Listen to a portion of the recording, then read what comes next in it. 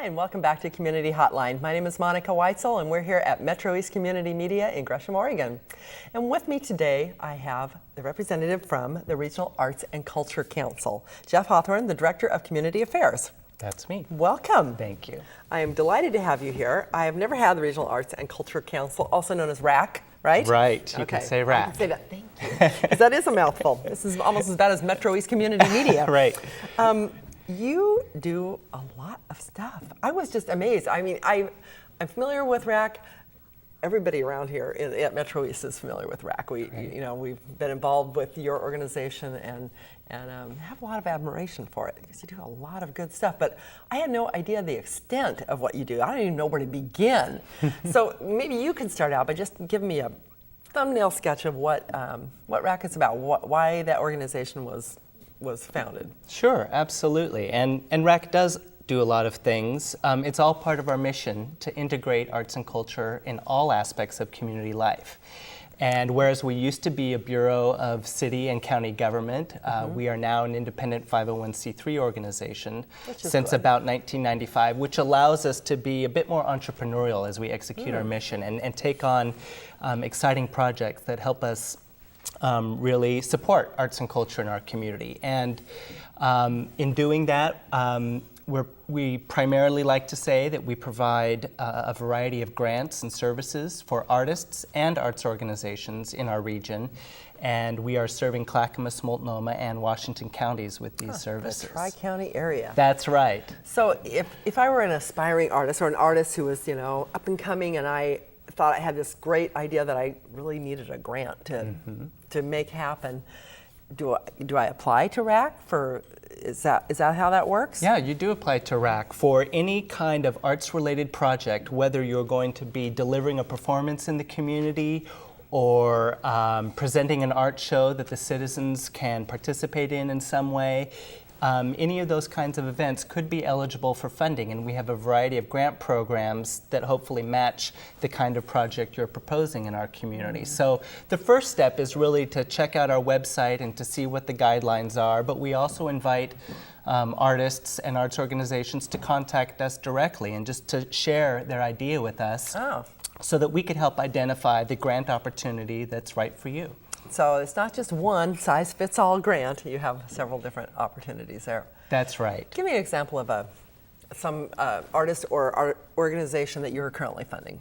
Great. Well, we are currently funding about 44 organizations in the region through general support, and those are our largest grants for the organizations who've really demonstrated that they are here to serve the community and they have a wonderful following of patrons and donors. Such as? So that's a Portland Center Stage or a Lakewood Theater. Sure. Miracle Theater, Oregon Ballet Theater, those kinds of companies receive general support from us. Ones we've all heard of and we've seen. And that's right. And we tend to fund those year after year because they are strong, solid organizations. But our most popular grants program is our Project Grants program. And that's actually has a deadline coming up on August 3rd. And if there are any artists and arts organizations out there who think they might be interested, I'd encourage them to go to our website and give it a look. But this is a smaller grant, up to about $6,000, where you as an individual artist or as a small organization would come to us and explain what they were trying to do next year, calendar year 2012, and describe the kinds of resources that they think Racc could bring to the table to help them deliver that project, and we would consider it through a peer panel review process. So instead of an ongoing thing like the Oregon Ballet Theater, Milagro Theater, Miracle Theater, it's more of a one-time. More of a one-time project. Singular project. Yeah. Now, in any given year, about half of the grants we give through this program are to people who've never gotten a grant before, and some people are very good at coming up with these projects every year and successful in receiving money from us every year, but they're more intended for these one-time singular projects. Yeah. People that maybe would otherwise not have a chance. That's right. To bring their work to a larger audience or to even be able to accomplish it at all. That's right. And you have art, you're involved with art everywhere in the community. From what I saw on the website, I mean, you have, it's not just the theater and it's not just like an art show, it's sculpture standing out in the community somewhere, like Right. an outdoor space, for example, or tell me, Yeah. give me an idea of the different kinds of art that we're talking about. Yeah, well, so Gresham Center for the Arts is a good example. We were very involved in helping with the public art that now Right. appears in the plaza Yes, out front. It's the same program that funded Portlandia in downtown Portland, and it's through an ordinance. That would be Portlandia, the statue, Not the TV television show. show. Thank you. We have no part in funding that. But these public art projects are funded through an ordinance that says that 2% of the capital construction costs of a public building, so whether that's the Portland building or the Gresham Center for the Arts, 2% of that must be set aside for public art. And then they will bring Racc into the process to help determine what is an appropriate public art project for this site, what do the citizens want, what do the people who own the facility nearby want, and we create a process that selects the artists and determines what artwork goes into that space, and then we save a little bit of that money to maintain it over the years as well. Perfect. Is that something that was voted on by? No, that was through county ordinance and city ordinance. So Multnomah County and the City Council in Portland Council. both just approved those straight out. I like those. Yes. I like that. That's good. That's good. We need art in our community. So we have outdoor art. We have indoor art. We have performance art. Do you do things like music performances? Does that fall under that or not? Yes, absolutely. Less so the live music that you would go to to hear a band, but we fund a lot of music groups, everything from the Metropolitan Youth Symphony, the Oregon Symphony, Fear No Music, Third Angle Music. So there are a lot of music groups that receive funding and other kinds of support from Racc. Wow. So grants are something that people can apply for to be supported. What other, and then there's some that you just fund on a regular basis. How else do you support artists in this community? Well, one of the ways we support them is doing everything we can to have more grant dollars to give out. So a lot of our grants are funded through a public funding stream. So the City of Portland, Multnomah County, Clackamas County, Washington County, Metro all contribute to Racc so that we can grant money out. But another service that we provide is an advocacy program called Work for Art. And this program actually accomplishes two things. It's basically a workplace giving program, and some people like to think of it as a united way for the arts, where we're going into companies and we are talking about the really exciting arts organizations that exist in our community, and we're helping them, if they'd like to support that arts activity in their community, to do it through payroll deduction, which makes it a little easier. It's like the United Way. To do $5 a paycheck instead of writing a check for $120. Yeah. So our Work for Art program introduces more and more people to what our artists and arts organizations are doing, and then collects more money so that we can give out more grants every year. Wow. Has that been in existence for a while now? We're in our Is that fairly sixth new? year, so it's relatively new. Not everyone's heard of it. Yeah. And we're always inviting individuals to tell us if they'd like to maybe consider doing workplace giving at their company. Nice. Is it successful? Does it seem to be It's well received? It's getting more and more successful every year. Our goal this past year was to raise $665,000, and we actually raised $760,000. So our Through goal Work for Art? Through just for Work for Art. Wow, I'm impressed. So we're pretty excited, and we've set another aggressive goal for ourselves to raise $850,000 this year, and we'd love to be raising $1 million within a couple of years. That's impressive. So you're doing advocacy work, you're helping raise money. Yeah, you do a lot of things. What about children as artists? Is that something that you work with or support? Absolutely. I mean, certainly no one can look at a mission that says our goal is to integrate arts and culture into all aspects of community life and not look at the problem we have with arts education right now. And the problem is There isn't any. there's so much less than when you and I went to school. Yes. Oh my goodness, yes. And the fact that the arts are often the first thing on the chopping block when our schools get the budget cuts, handed down to them. And we sympathize with all of these cuts, but you can't cut arts education. In fact, 95% of the people that have been polled in the region have said that arts education is critical to their children's education, and parents really want this. So I totally agree. We decided about 4 years ago at the Regional Arts and Culture Council that we were going to take a much more active role in turning the tide against this problem. And our solution, our first solution that we are working on right now is called the Right Brain Initiative. Mm-hmm. And the goal of the Right Brain Initiative, actually we understand that not every school can afford music teachers and art teachers right now.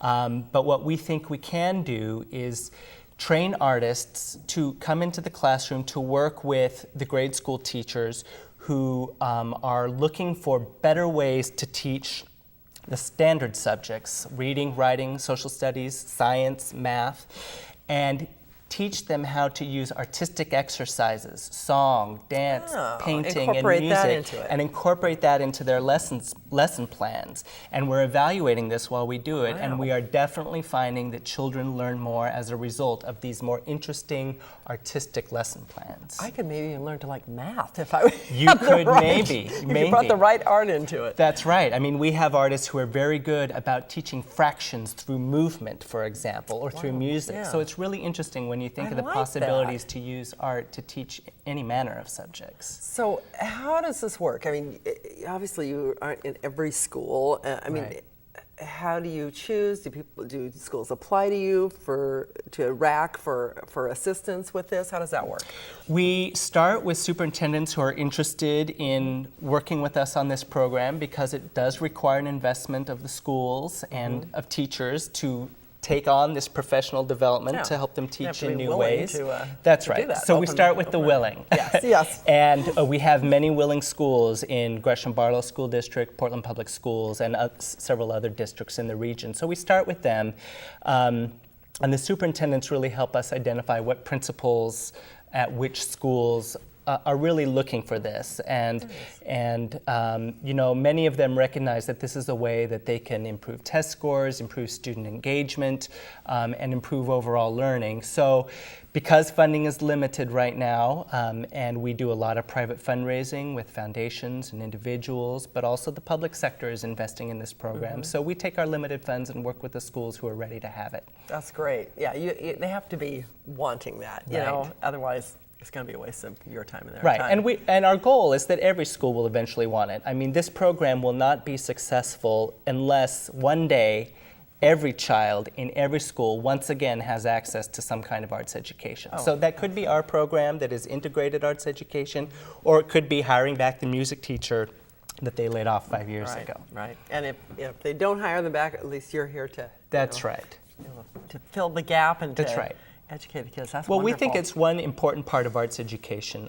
We think integrated arts activities are a way for the future. In fact, the President's Commission on Arts and Culture, the President of the United States commissioned a paper to encourage more school districts to work on this area of integrated arts education, but it doesn't replace the need for the music teacher and the art teacher, and it also doesn't replace the wonderful experiences that many of our children have when they take field trips to the art museum or the symphony. That's also very important. Now, is that something you're at all involved in with Racc? Schools can apply to us for small grants for that kind of activity, but it's honestly not enough to cover the expense, and so that's something that we hope schools will choose to invest in, but we're not as able to support that.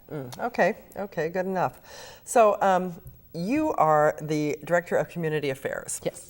What exactly does that mean? What does your job entail? Well, I'm out there in the community talking to people like you me. all the time, but I'm also working a lot with our elected officials in all of these counties and cities, and constantly communicating what we believe is the value of arts and culture, and why, even though government budgets are tight, why we believe that cities and counties should continue to invest in the arts. So, doing a lot of that kind of fundraising in addition to overseeing the fundraising for our arts education programs, our work for art programs, and just out there trying to build relationships that will help us do our mission even better. Right. you're kind of the spokesperson for the Sometimes, organization. but I get tongue-tied, so I don't like to be on camera a whole lot. Oh, well, you're So doing great. Lucky to have me. No, just kidding. I'm lucky to have you. Yes, I am. No, not yes, for that. I am.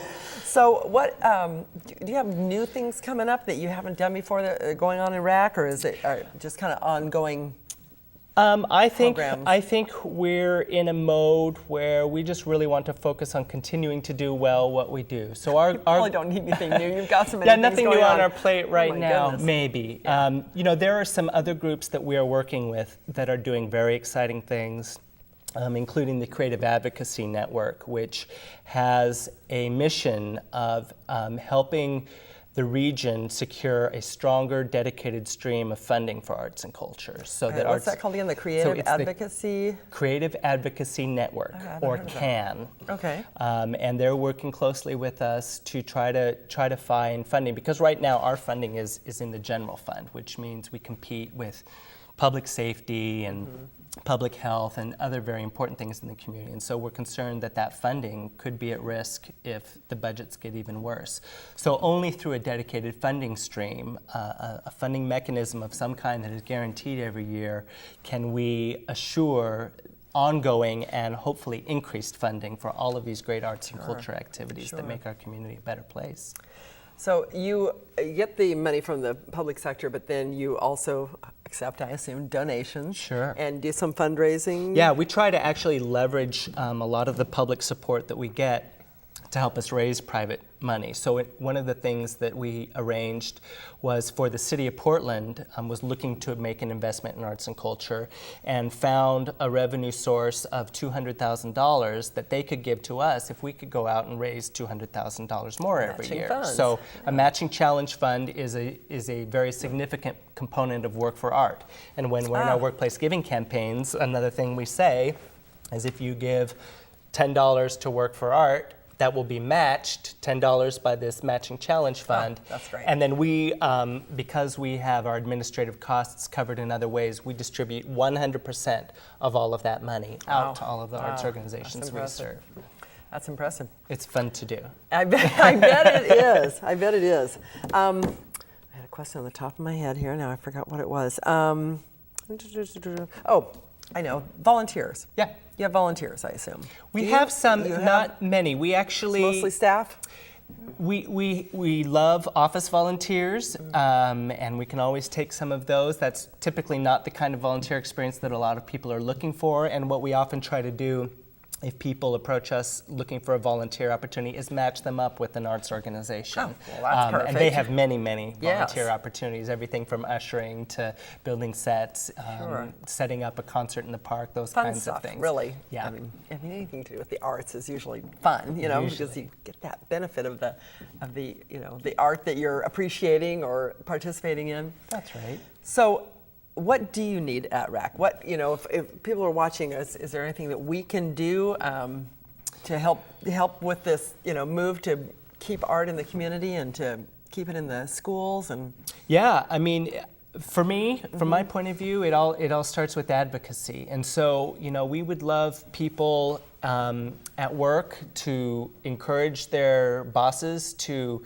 allow a workplace giving program like Work for Art at their place of work, so that it could be easier for people to give and they'll get all of the benefits that we provide. If you're not at a workplace, you can give directly to Work for Art by going to our website, and you can make this contribution and know that it will be matched and then distributed.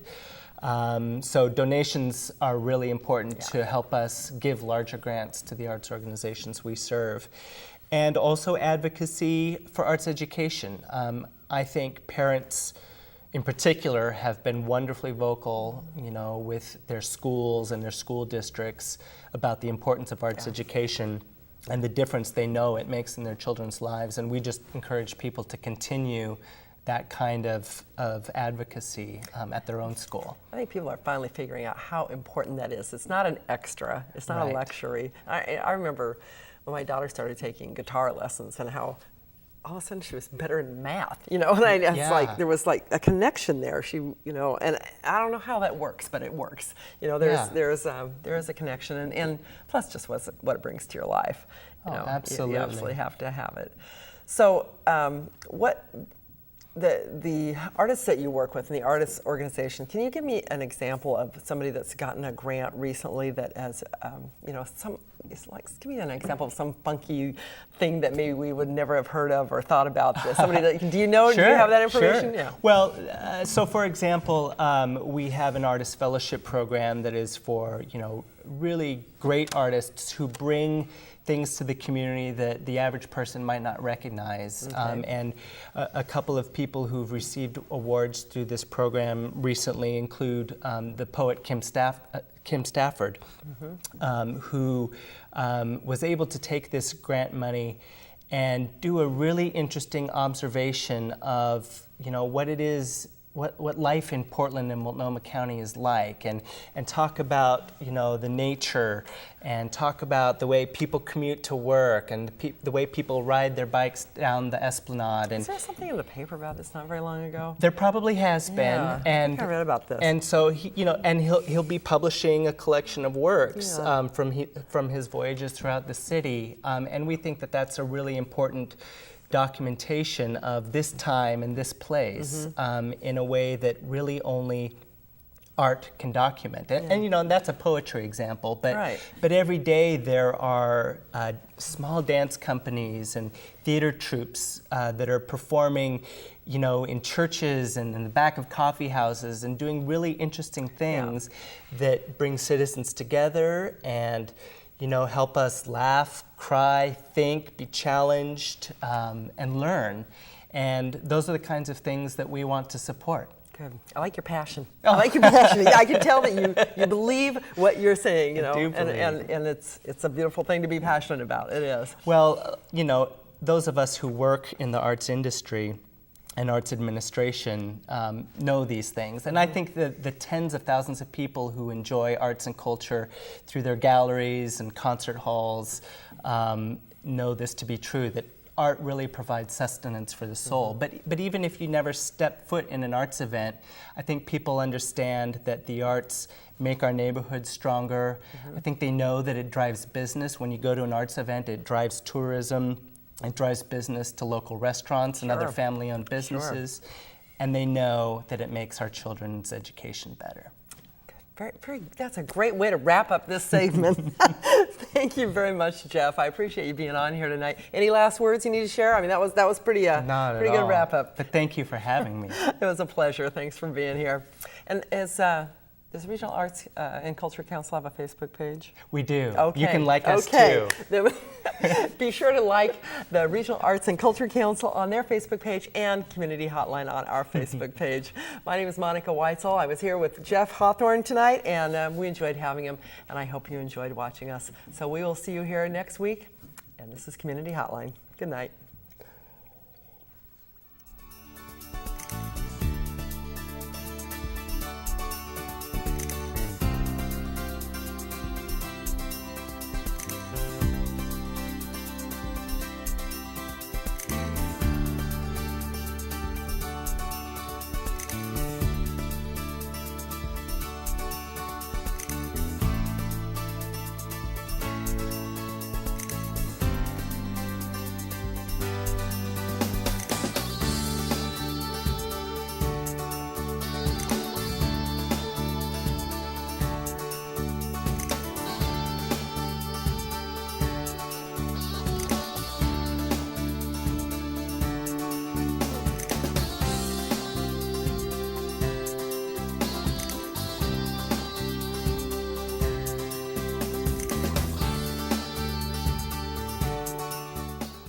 Remember, you can take part in the discussion online. Visit our blog and tell us about your experiences at communityhotline.wordpress.com. And don't forget to take a look at our Facebook page, too. You can see what's going on behind the scenes, find out about fun contests we're running, and link to some of the great organizations that have been on at facebook.com/communityhotline Metro East. See you online.